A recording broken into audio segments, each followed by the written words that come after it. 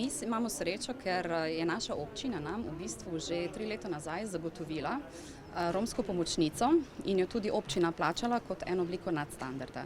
Gre za Romkinjo, ki je pri nas delala preko javnih del in potem nadaljevala delo tudi še naprej.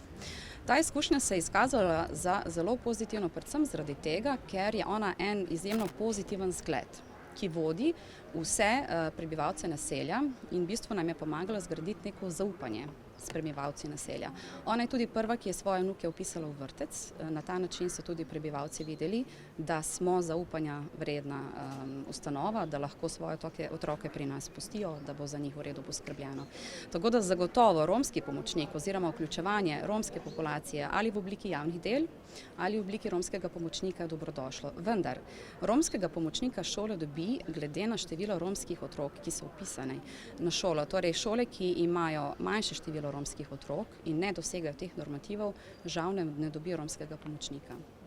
Kakšna pa je vključenost romskih otrok v šole na občini Brežice? Imate ta podatek oziroma koliko je na vaši šoli? Na naši šoli je 196 učencev, od tega je 26 učencev Romov iz Gazic in pa drugih vasi iz okolice, nekaj tudi iz Brežic.